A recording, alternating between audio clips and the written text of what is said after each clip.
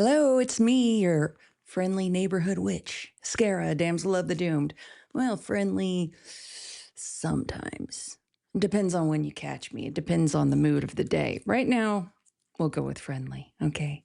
Oh, I have so much to talk about today. A lot has been going on in the Scaraverse. Um, right now, you can call me Scara, damsel of the crew. I said it, damsel of the crew. I'm talking about film crew because I have been working on a feature length horror movie.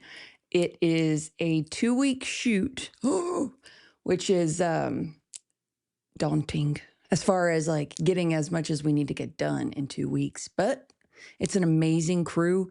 The director's great, the AD's great. The entire crew is just so great. So professional, so efficient. I'm blown away. I'm learning a lot watching them. And the actors on this film are top tier. It is a pleasure watching the actors do what they do. It is so cool to see it. It's a pleasure watching the crew do what they do too. Just everybody coming together to collaborate, to make art.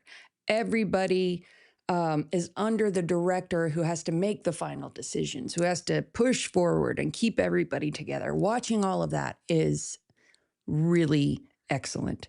You have your director of photography who is there for the shot. You have BCAM who is there to support and get the other shots and try to make the movie, go along quicker. It's a tight schedule. You know what I mean? The assistant cameraman, the sound mixer, the boom operator, all of the people. And then the stuff that I'm doing, which is mostly continuity stuff. You know, in the movies when you see somebody in one scene and they've got blood on this side of their shirt, on the left side, and then in the very next scene, somehow miraculously, the blood is gone. Well, I'm helping with that situation. Okay? And that involves a lot, but I don't want to get in it and bore you to death. What's a witch doing on a crew anyway? Shouldn't I be collecting toad legs and making, cursed jars or something? Yes, I should. But I like to do new experience. I like to push myself, okay? And let me tell you about that. So, this movie is a 12-day shoot. We filmed all last week, Monday through Friday, and then this coming week, Monday through Friday, and then we have 2 more days at the end of the month in a different city. Now, these 12 days are 12-hour days. So some days we have to get on set at 7 a.m., and that means we leave at 7 p.m. And then other days, when we have to film a whole bunch at night, we get to set at 2:30 in the afternoon, and we leave at 2:30 in the morning. And that makes for one tired witch. I think there's a date coming up that's even arrival later in the afternoon, which means departure early in the morning. It's going to be interesting, but I'm here to tell you something. Listen to me. Listen to me, my creepy babies.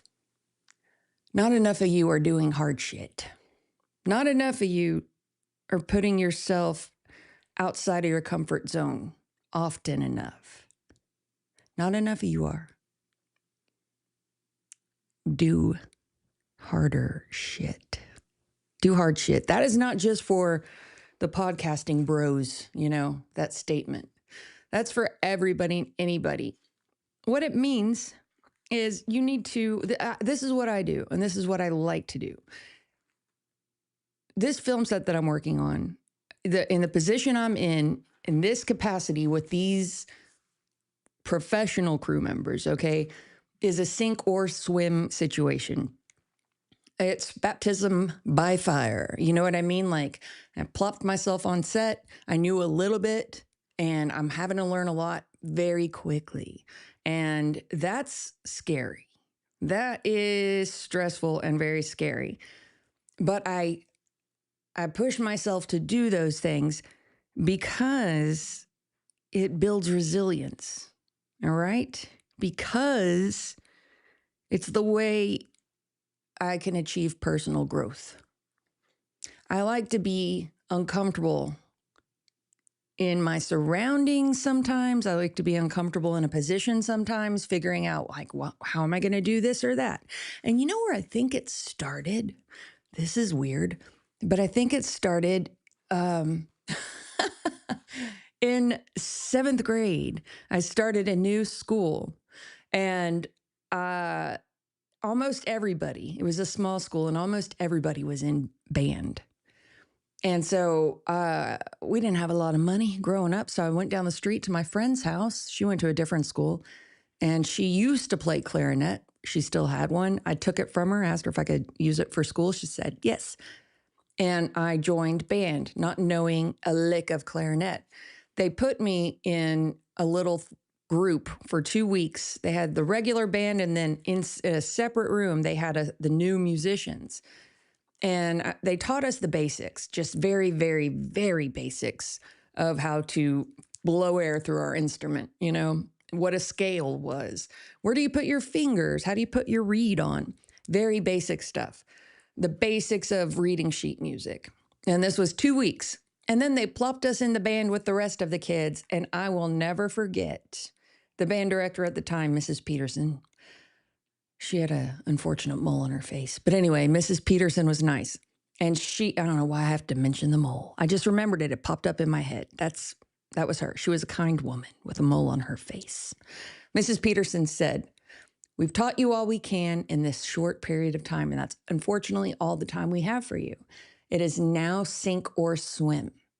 And she distributed us amongst the rest of the band. And out of our group, there was only a few that survived and that stayed in band.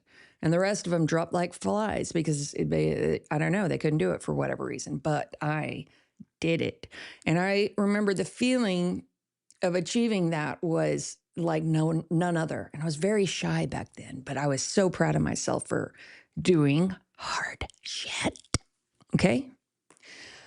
I think that's where it started. What that does, like I said, it builds resilience. It's how you achieve personal growth. And it also gets you out of your emotional fragility a little bit. Sometimes, and this is everybody, I feel in fear. If you are staying in your little comfortable pod at home, looking at a screen only and not doing things, not challenging yourself, I feel like you're going to become emotionally weak, fragile, or emotionally stunted. If all you have is your comfortable surroundings, never achieving anything above where you're at, only looking at screens and interacting online, you're either going to be emotionally fragile or emotionally stunted and an asshole. Okay? Which one do you want to be, bub? Do hard shit. If you fail, that's okay because you're going to learn from your failure. And that's part of it. I've already made mistakes on set, but it's all right. I make corrections as quick as I make mistakes. That's what I do. What do you do, Jonathan? Damn. Anyway, I'm here to tell you, I've been doing hard shit since the 7th grade, trying to put myself into positions. And then sometimes life slaps its dick across your face and does it for you. For example, my house burned down when I was a senior in high school. My dear sweet mother has been in and out of mental facilities for severe depression and whatnot. All right. My baby brother passed away when he was just like 2.5 years old. I was about 4, of cancer. So sometimes life does it for you, and you have to get through it. Other times you do it yourself, do hard shit, put yourself in situations that you're a little bit of afraid of. I don't mean go to a frat party and leave your drink unattended. That's not what I'm talking about. That's dumb shit, not hard shit. Don't do dumb shit. Do hard shit, okay? You'll learn. You'll grow. You'll be emotionally stronger. You'll be mentally resilient. You'll be okay with failing because you know you can sweep it up and fix it and move on. And you're going to, you're going to become, how you say in English, A badass. A badass. Moving on. Speaking of movies, I went to go see with my friend Tony Tamayo, or otherwise known as Tony Tomato, otherwise known as Ayo Tony. Thanks for the movie. Tony and I went to go see 28 Years Later, The Bone Temple. We went to the 1 o'clock showing at the Alamo Drafthouse, which I'm about to fucking talk about. Tony Tomato and I went to the Alamo Drafthouse at 1 p.m. and we went to see 28 Years Later, The Bone Temple. Oh my God. If you haven't seen this movie, I implore you to go see it on the big screen. Go see it on the big. There's something about seeing movies in a theater still that I find superior to even the finest home theater setup. I want the big, giant grandeur of the screen. I want the dark room. I want the air conditioner cold. I want the surround sound. And this movie, the surround sound really works it, boy. Whoever did the sound design for 28 Years Later, Bone Temple, good job. Because I was feeling it, Margaret. I was feeling it, girl. So we went to see 28 Years Later, The Bone Temple. And I'll tell you, it's interesting watching a movie while you're making a movie at the same time, when you're part of a crew making a movie at the same time. By the way, I can't tell you right now a whole bunch about the movie I'm making, but I will. Eventually we will talk about it. I'll have Vince Scott, the director, on and other folks, and we'll have a little kiki about it. But right now I'm going to keep it, I'm just telling you a little bit about my experiences. Anyway, it is weird watching a movie when you are part of a crew making a movie, because your brain does this weird thing where it goes back and forth of, you're in the story that you're watching and it's just beautiful and everything's great. And then a shot comes up and you're like, oh my God, that shot's so beautiful. How did they do the lighting on? Oh, da, da, da, da, da. Or a really cool special effect or practical effect will hit the screen and you're like, oh, wow, that is so cool. Look at the blood effects. How did they do that? I wonder if it was this. And you go in your head thinking how they did it. And you have to pull yourself out real quick and get back into the story, because the story you want to see, you want to follow along. But if you're making a movie while you're watching a movie, it's just going to happen. You're going to flip back and forth. But as long as you can get out of it pretty quick, you'll be okay. I love this movie, though. It was about science versus faith in a way. Not in the, well, yeah, it was about science versus faith in a way. It was also about memento mori versus megalomaniac. Memento mori versus a megalomaniac. You had Dr. What was it? Kelson, who is Ray Fiennes' character. Is his name Ray or Ralph? Is his name Ray or Ralph? I've heard it pronounced both ways. It's spelled Ralph. I'm just going to call him R. Fiennes.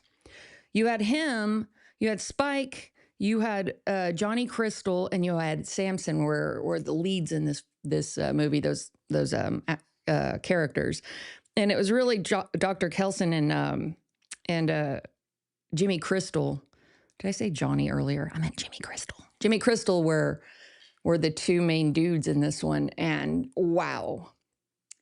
I don't want to spoil, and I will not spoil it for you, but there was not a weak performance in that dang movie. Not a weak performance.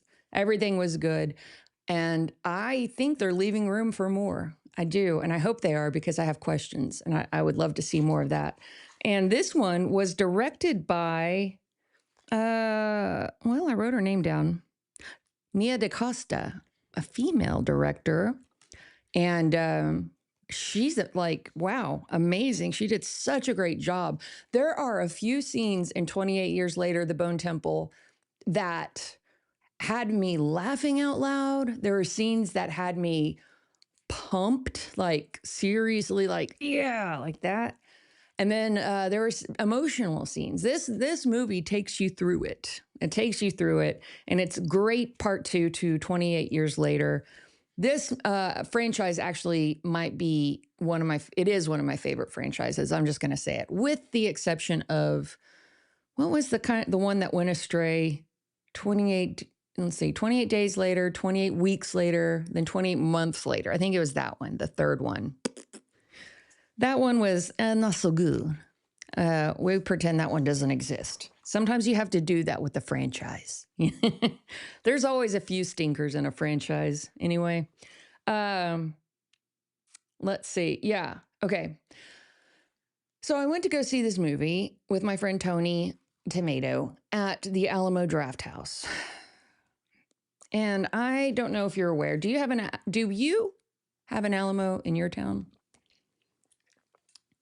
When I moved to Austin in 2020, no, excuse me, 2000. In the year 2000. In the year 2000. When I moved here in the year 2000, I remember the Alamo Drafthouse was only in Austin, and there were a few locations, like three or four, maybe two. I don't know. I think there were three when I moved here, two possibly. The one I went to was on 4th and Colorado, and then the other one was, Anderson Village or something. That was back in the day when Alamo Drafthouse was an independent theater, and they were all about cinema, and they were all about the experience of a theater, and it's where movie lovers went to go see movies. But it was also like this weird kind of punk, like kind of offbeat place. For example, one of the first things I saw at the Alamo Drafthouse Theater on 4th and Colorado in Austin, Texas, was an old sci-fi movie from the 60s, I think, called Nude on the Moon. And the deal was you could get in free to go see Nude on the Moon at the Alamo Drafthouse Theater if you disrobed in the lobby and watched the movie Nude. Now, at this theater, you walked in and there were stairs going up. Well, they wanted you to disrobe like in the little foyer when you walked in. You didn't have to be naked. If you were clothed, like I chose to remain, you had to pay for your ticket, which was fine. Me and my friends went because we thought it was a gag. We didn't think they were really going to have naked people there. But we're kind of curious, are they? Yes, girl. We are in Austin, Texas in the year 2000, and they most certainly had a full theater of dongs and titties.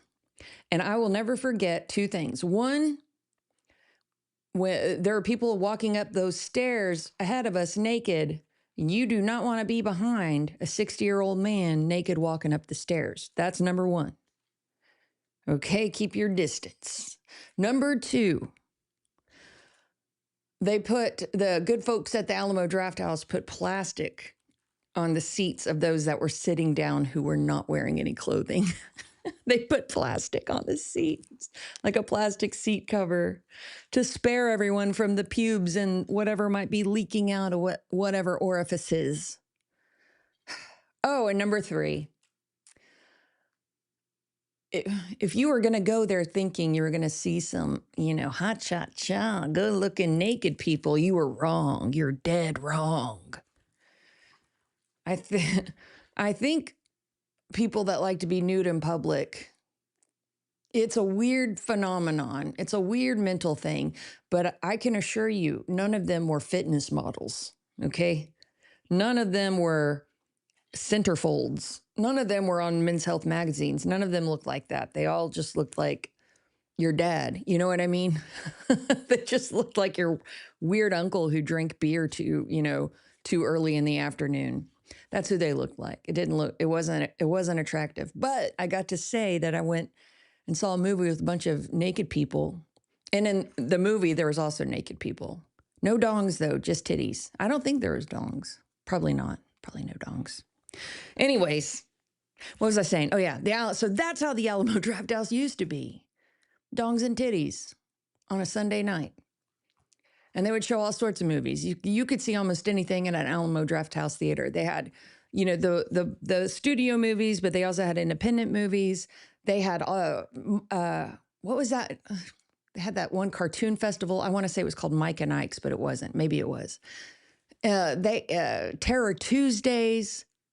has been going on forever. I used to love going to Terror Tuesdays. Every Tuesday they show a different horror movie. They had a host like talking to you about it. It was gold. The Alamo Drafthouse was amazing. You never had to sit there and watch a damn commercial before the movies.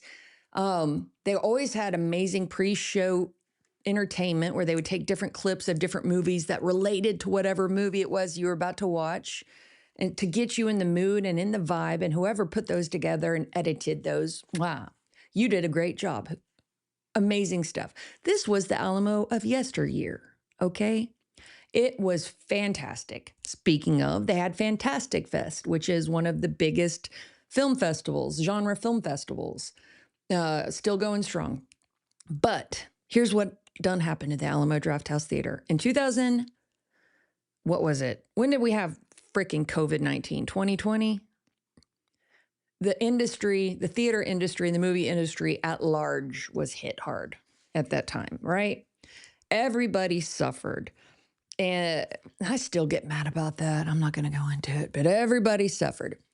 And at the time, I think it was 2020 or 2021, Alamo Drafthouse Theater, as hard as they tried, you know, they ended up having to file for bankruptcy.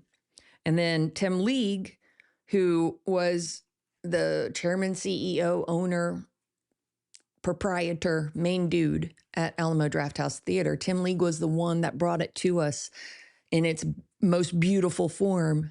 Tim League did amazing things for the city of Austin and then everywhere else that the Alamo spread its seed to. Tim League, you know, as part of that, sold the Alamo Drafthouse or stepped down, or however you want to say it. It was bought and purchased by an investor group, which you never want to hear those words. You never want something you love or something you trust or something you care about being bought by an investor group. Did you know investor groups are starting to buy doctors' offices? That's right. That's right. So whenever you call your doctor and you're like, hey, I just need a refill of my asthma pump that I've been using for 20 years, the same prescription. I just need a quick refill. I'm going out of town tomorrow. I don't have time to go to the doctor. You used to be able to just get a refill. Now they're like, oh, you have to come in because they need the copay. You know why they need a copay? Because they're owned by an investor group. And investor groups are only about money. They're not about anything else. They're not about the care and comfort of the client. It's about how much money, the profitability. That's what they're about. So Alamo Drafthouse Theater was bought by an investor group, and it was later acquired by Sony. Why is that important? Why is that significant? I'm going to tell you. I'm talking about Sony, the studio, the movie studio. Okay, so listen to this. In 1948, Paramount Pictures got into some trouble. The Supreme Court ruled in the Paramount Decree. It was a landmark antitrust ruling that found that ownership, studio ownership of movie theater chains and doing practices like block booking was a monopoly, which was illegal, which stifled competition and harmed independent filmmakers. Block booking is where a studio would sell their movies in a block, their popular movies in a block with less popular movies. And they would sell it to the theaters and say, you have to show these. You know, if you're going to buy this one, you have to show these too. And it would clog up the theater system, and the independent theater, independent movies, filmmakers' movies were, you know, squashed out of the place. And of course, if Paramount and all these other studios had their own theaters, they were only going to show their movies. So it had to be a Paramount movie to be shown at a Paramount theater. You see what I'm saying? And all of the big theaters were buying up all of the big studios were buying the movie theaters, and this was what was going on at the time. And what that does is it limits the diversity of what you're going to see in a theater. You're not going to get these interesting art house films if the movie theater is being controlled by a big budget theater whose only real concern is making money. Do not be fooled. all of the big studios, their only concern is making money. Now, yes, that's not to say that they're not going to bring us amazing movie. Sinners was Warner Brothers, okay? It's not to say that these big studios aren't giving you good movies, but it is to say they are not going to take risks on movies that they don't think will be big and give them money. They're not going to give someone a chance. They're not going to show movies that they would have shown 20, 30 years ago. They're not going to make them because they don't think they're going to make money. They've got an algorithm, okay, that tells them what's going to make money and what's not. And so we're getting less and less art and more fart, okay? And by fart, I mean superhero movies. I'm sorry. I know you like them. Some of you do. And I do too. I like the X-Men, but God dang, boy, it's enough already.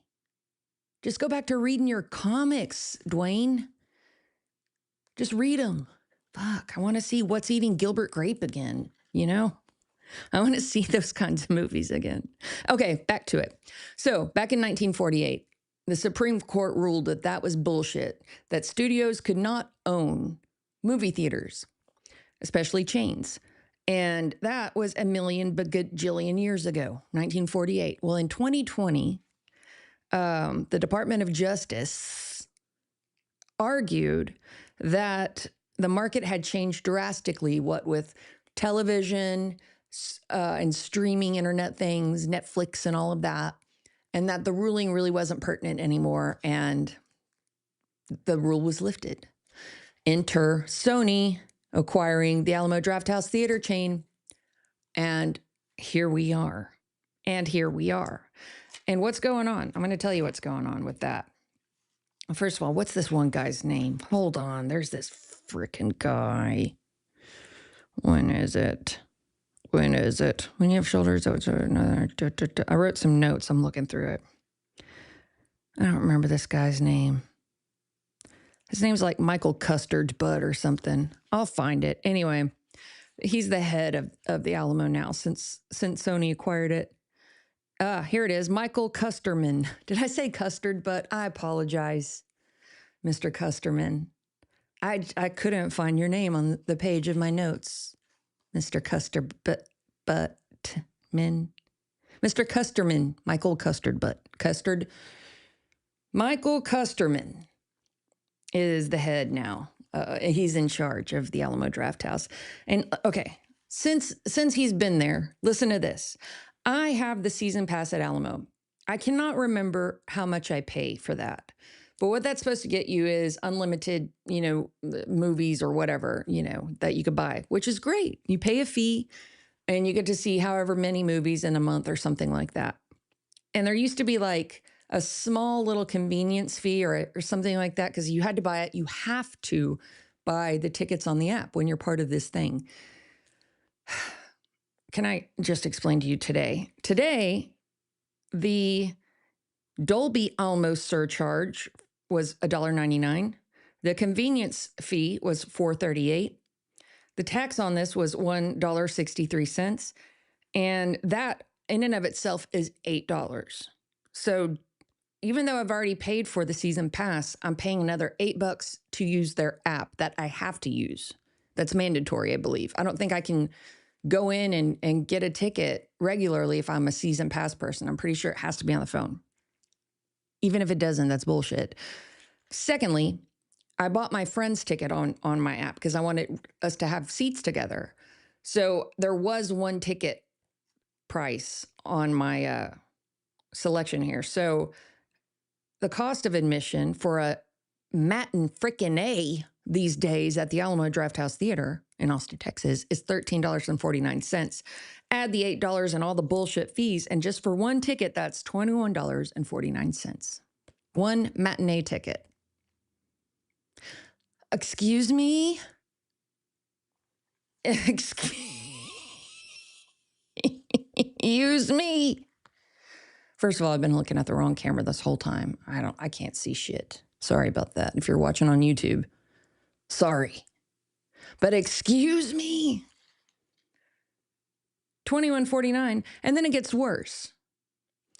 I have been looking forward to a cauliflower crust pizza for about a month and a half. I have been watching what I've been eating in hopes of having and enjoying a cauliflower crust pizza and a Diet Coke while I watch 28 years later, The Bone Temple. I ordered the cauliflower crust pizza. I ordered a Diet Coke. I ordered a side Caesar salad with no croutons, which basically means I ordered a cup of lettuce. Okay? Basically, with a little Parmesan cheese on it. That's what that was. Can I tell you how much that shit cost me? Let's say it again. One Diet Coke, that's bottomless. So I got a free refill. Thanks, I guess. One cauliflower crust pizza and one side salad that was really basically just some lettuce and a little Parmesan cheese and a side of ranch. It was damn near $50. It was almost $50. That was with their added 18% gratuity that they put on top of it without, you have no say in what you want to tip your server. Although I always tip extra. So it was like $48.79 or something, and I rounded it to 50 so this poor server could get a fucking extra tip. Because listen, what they're doing now, so they're pricing everybody out of going to the theater with those prices. Who can afford? I am never again ordering a pizza at the Alamo Drafthouse unless it's something I absolutely have to do because I'm out on the road and I'm with friends and we're at a special event and there's nothing else I can do but eat a pizza at the Alamo Drafthouse. Otherwise, if and when I go back to the Alamo Drafthouse by my damn house, I'm sneaking food in. You hear that, Michael Krusty Butt? I am sneaking in food. I'm going to do it, and you're not going to stop me because I can't be paying $50 for lunch. I can't for a flimsy ass cauliflower crust pizza that's not even as good as it used to be. The quality of food has gone down since they have been acquired by Sony.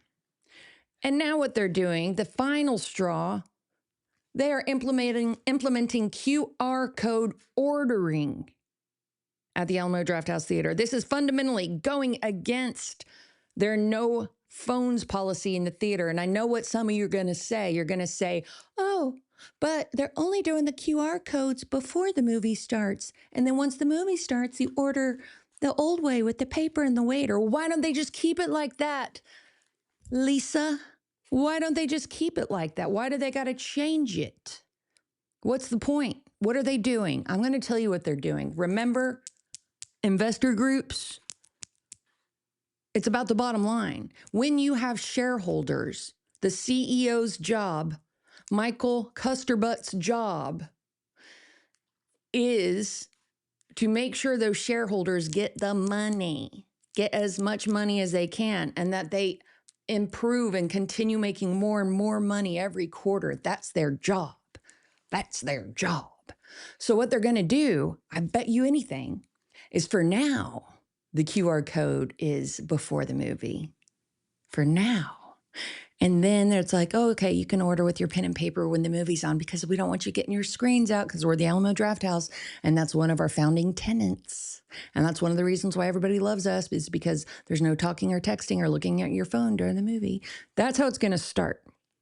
But I promise you this, if it is allowed to continue, they are going to replace the wait staff with the QR code, and they are going to make the QR code available for ordering, and that's the only way you'll be able to order. And they're going to be able to cut their staff even more. They're going to be able to get rid of even more people than they already got rid of, because let me tell you, when I wrote this down, they got rid of lots of people back in 2020, lots of people, some of my friends included. A lot of people. I don't remember the number and I can't find it quickly in my notes. But believe you me, they're going to do it again. They're going to do it again. And you're okay with that? I'm not okay with that. I'm not. I've been going to the Alamo Drafthouse for this will be 26 years. But you know what it feels like? It's not even the Alamo Drafthouse anymore. It's like in the corpse of the Alamo Drafthouse. It's like invasion of the body snatchers. It's like it looks and smells like the Alamo Drafthouse, but the soul is gone. It's been replaced by Michael Custard Butt and Sony. That's what's going on. And I don't like it. But I think I'll stop there. And by the way, this is all allegedly and in my opinion. Maybe I'm wrong. Do your own Google search. I don't like to say do your own research because people say that all the time. And I don't think they know what that means. I don't think you know what that means when you say that. Do your own research. Listen, Philip, doing your research doesn't mean going on truthsocial.com and reading 5 articles that are, are written by some, fucking unknown weirdo who's sipping on colloidal silver all day. Okay. That's not doing research. That's reading biased news reports. Anyways, back to what we're going to talk about. I'm done with the Alamo stuff now. I know. Here's my question. Here's the question for next week. We're about to get into the answers to the question of last week. Here's my question of the week. Do you have an Alamo Drafthouse Theater in your city? And if you do, let me start that over. Do you have an Alamo Drafthouse in your city? If so, what do you feel about the QR code ordering system? Let me know. Are you okay with it? Or are you a little upset that they're going to be using phones in the Alamo movie theater now? Alamo Drafthouse movie theater now. Let me know. Give me a call. Give me a call or let me know in the comments. If you don't know the phone number by now, I don't know what to tell you because I don't either. I know it's 512 something, something, something, something, something, something, something. Eventually, I'm going to have a graphic that I can put over when I'm talking about this shit. I'm going to clip this and put it online. You can answer it then. 512, or Dale can give it to me. He's in the other room. I'll re-ask that question at the end. Now, the last time I did the podcast, I asked about who your favorite old school horror movie director was and who your favorite new school horror movie director was. I got lots of good answers. Lots of good ones, okay? Let's go through them real fast, shall we? Starting with my buddy Boudreaux Partita, who is also a filmmaker. Boudreaux says his favorite old school movie director was George A. Romero. His favorite new school is James Wan of The Conjuring and Insidious. I think James Wan did a Saw movie. I don't know. Saw is one of those where there's so many different directors involved in that franchise. I'm not sure. Oh, and he said Todd Browning, which took me back, bitch.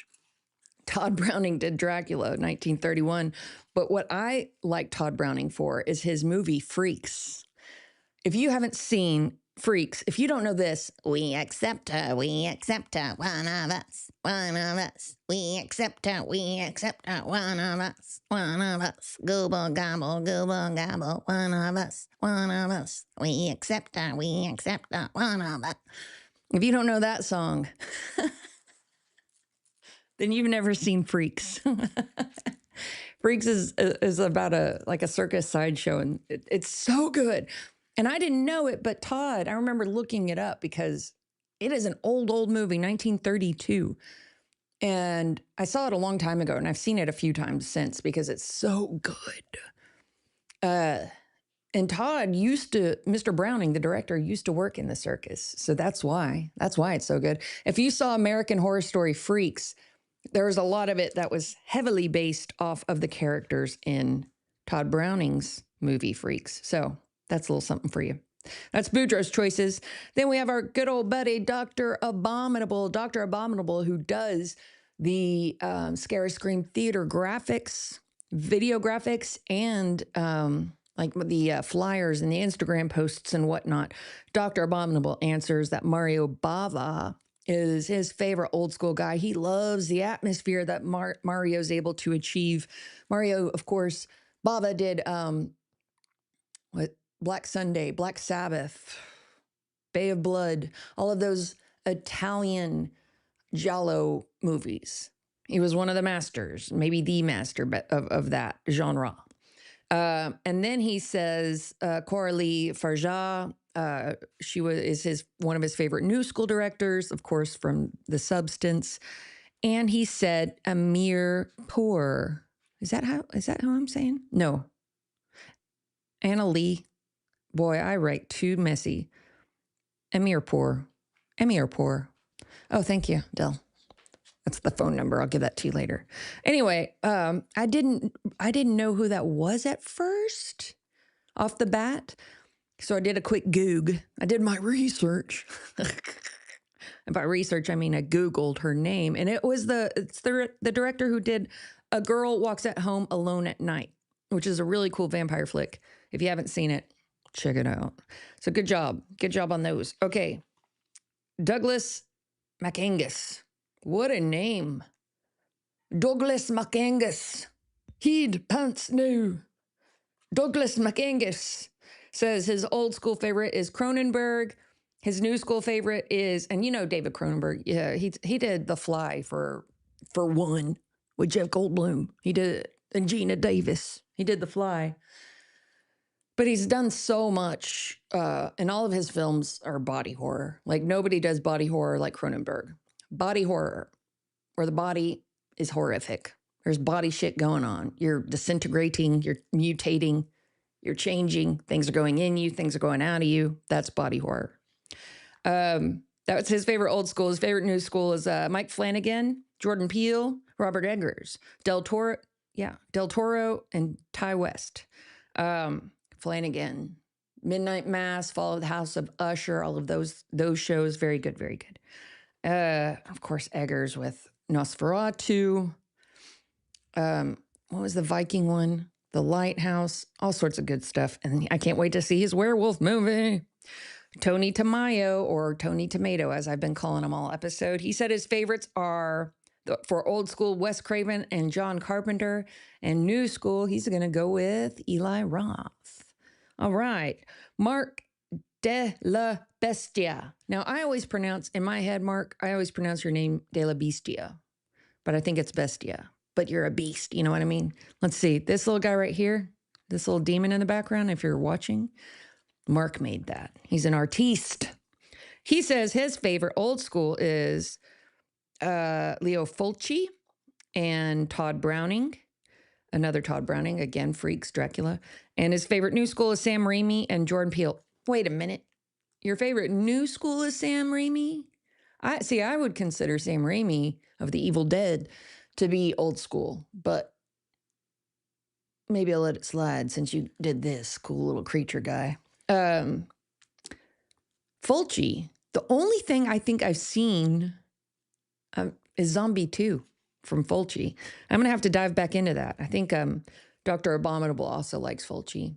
It's been a while. I've probably seen more. I think I've seen more at Terror Tuesdays. They've shown both Bava films and Fulci films. So, my buddy T-Bone, Tracy Fennell says his favorite old school is easy answer, John Carpenter. We just screened The Thing at Scare Scream Theater in January. And that movie is so good, so fun. And then he didn't have an answer yet for new school. He said he'd have to think about it. Time's up, Tracy. Time's up. You don't have an answer now for your favorite new school. CT Lemon said Robert, Reznikov? Reznikov directed a movie called The First Power, and that it is one of the most underrated horror movies. The First Power, I think, is a movie with Emilio Estevez, and it came out either at the beginning of the 90s or at the end of the 80s, because I remember vaguely. I'm going to have to re-watch that, CT Lemon, and see what you're about. But he didn't have an answer for the favorite new school. Okay. So what is this? SoCalo666? SoCalo666 says Ed Wood Jr. is their favorite old school. What? You on that Plan 9 from outer space? Shit. I do love that for some Vampira. I do love it for some Vampira. Okay, Edward Jr., all right. And then their favorite new school again, we got another one for Robert Eggers. Eric Ravenwolf said his favorite old school is William Friedkin, the Exorcist director. Very good, very good. You should read about the making of The Exorcist. Maybe I'll talk about it one time on this podcast, because there's a lot of interesting stuff that went down. I'm not talking about the curse of the fucking Exorcist. I mean, just filmmaking stuff that went down and on set and various takes and various, just how they got that film put together. Still to this day, The Exorcist to me is one of the scariest horror movies of all time. And I agree with you on that. William Friedkin. And then his favorite new school is Fede Alvarez. And I had to look that up because I was like, who dat? Well, he did Alien Romulus, the one from 2024, and he did the Evil Dead back in 2013. And I liked that one, actually. That was a good one. Okay, horror movie warrior Latrice over on TikTok. She said her favorite old school is Wes Craven, new school is Mike Flanagan. And then the Darkest Depths on TikTok, they say Roger Corman is their favorite old school, with Robert Eggers as their favorite new school. Roger Corman, he did Bucket of Blood, Piranha 3D. He did the 1960s Little Shop of Horrors, and so on and so forth. Venustra over on TikTok. That's a good, by the way, Venustra is a really cool band. Look them up on Spotify. Toby Hooper is their favorite old school director, and T.I. West. Did I say T.I. West? Ty West is their favorite new one. You know, Ty from Pearl, X, Maxine, all of those. Javi Punk said George Romero is their favorite old school. Zack Snyder is their favorite new school, I think. And Jordan Peele. What is that? Oh, he did the new Dawn of the Dead. The new Dawn of the Dead in 2004. Good Lord. Get it together, witch. Damn. Robert Ramon, I think that's this dude's name. He said Toby Hooper and James Wan. Sean Gray said John Carpenter and the Philippo brothers that did Talk to Me and Bring Her Back. And I agree. Those brothers, they are doing some really cool stuff with horror movies. If you haven't seen Talk to Me or Bring Her Back, that's your assignment for tonight. Then we got some more. There's a lot. Let's see. This person, I can't remember their name. I can't read it. Carpenter and Flanagan. This other person says Don Cascarelli, who did he did some of the Phantasms, the first of them, the good ones. He also did Beastmaster and Bubba Hotep. They like him.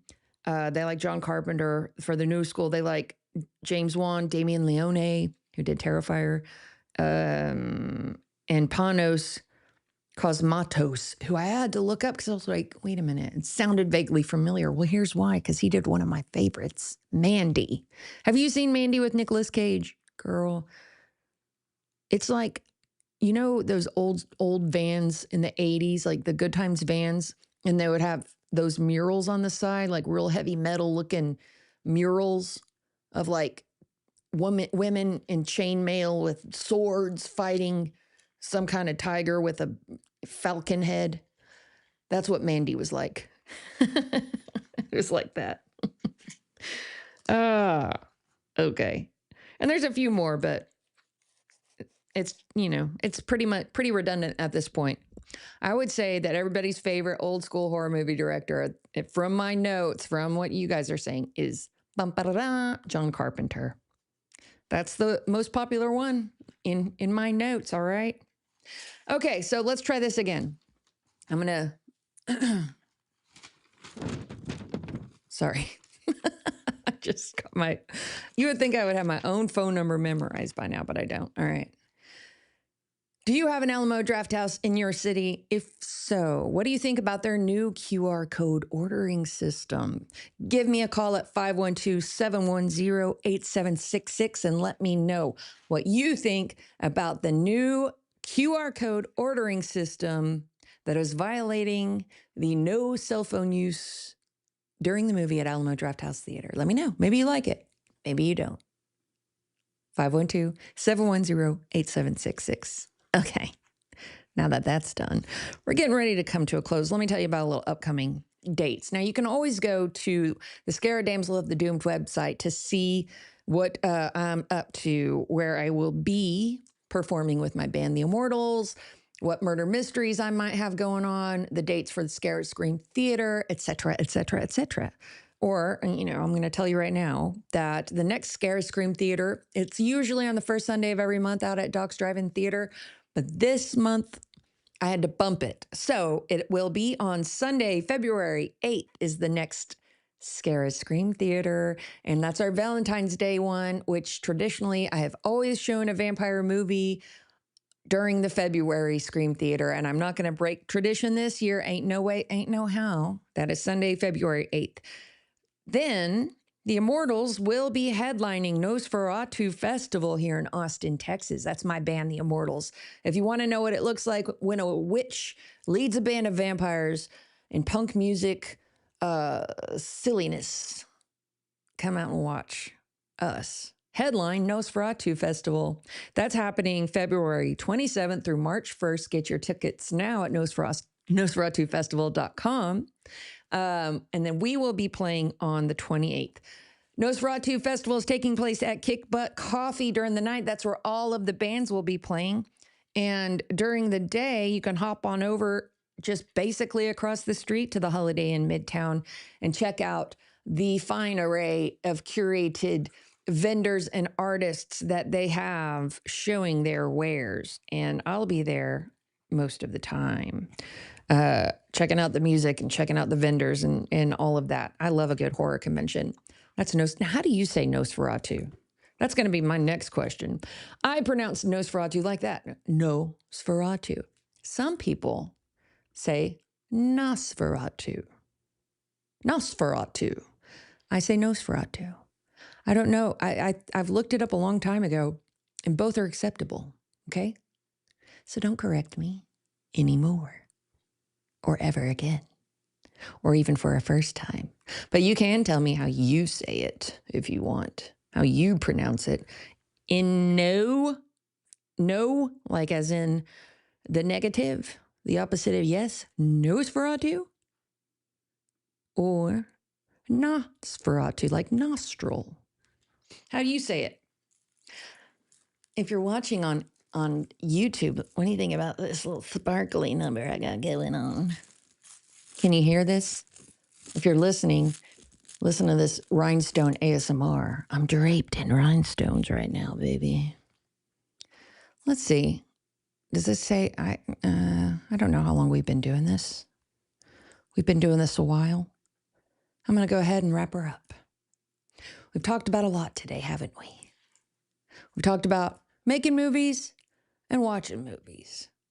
We talked about the dangers of a studio owning everything from producing movies, distributing movies, and the audience's ability to enjoy and watch movies. Talked about it all, haven't we?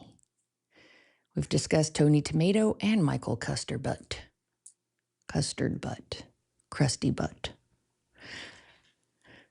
We talked about 28 years later, the Bone Temple. We talked about people's favorite movie directors. I will be back. Again, I'll be on set. Ooh, that sounds so, I'm on set. But I'll be working on this movie all of next week. So I'm not going to have the podcast until the weekend. So I'll see you in your screens until then. My name is Scara, Damsel of the Doomed. Okay? Don't forget it. Don't you forget it. I will see you on the weekend for the next podcast. And until then, I'll see you on your screams, okay? Mwah, mwah. A good day.